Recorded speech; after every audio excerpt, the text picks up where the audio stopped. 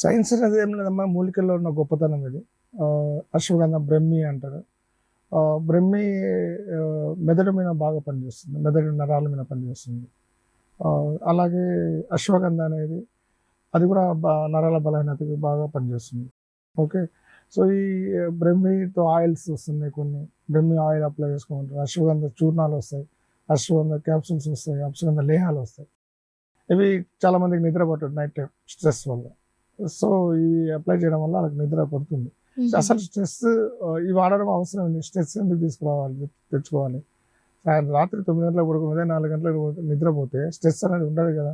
ఎందుకు టెన్షన్ తీసుకోవాలి? ప్రశాంతంగా మనిషి పుట్టక గొప్ప వరం. అలాంటిది మన చేతులారా మనం స్వయాన మన ఆరోగ్యాన్ని మనం పాడు చేసుకుంటున్నాం. పని ఒత్తిడి పెరగడం, ఎందుకంటే ఛాలెంజెస్ ఎక్కువైపోయినాయి. సామాన్యమైన జీవనం గడపటం లేదు. ఇప్పుడు మీరు ఈ మధ్య చూసారో లేదో, యూట్యూబ్లలో దాన్ని చూస్తున్నాం.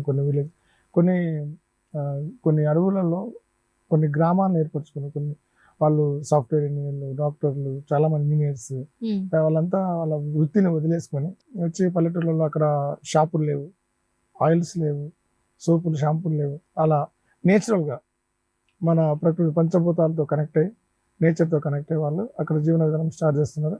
వాళ్ళు చాలామంది వాళ్ళని అడిగారు, మీరు ఎందుకు ఇలా అన్ని వదిలేసి వచ్చి ఇక్కడ అంటే వాళ్ళు ఒకటే చెప్పారు, అంతకుముందు మనిషి వయసు వచ్చేసి 120 సంవత్సరాలు ఉన్నది, ఇప్పుడు 100 years అయింది. 100 years తర్వాత నుంచి 68 నుంచి 74 అయింది. కానీ మేము 120 years ఇక్కడ బతికి చూపిస్తామని వాళ్ళు ఛాలెంజ్ చేస్తున్నారు. ఎందుకంటే అక్కడ కరెంట్ లేదు, మొబైల్స్ లేవు, రేడియేషన్ అనేది లేదు, స్వచ్ఛమైన వాతావరణం, మినరల్ వాటర్స్ లేవు, మినరల్ ఆయిల్ లేవు. మినరల్స్ అంటే మినరల్ వాటర్ అంటాం, దాని ఎక్కడ మినరల్స్ లేవు.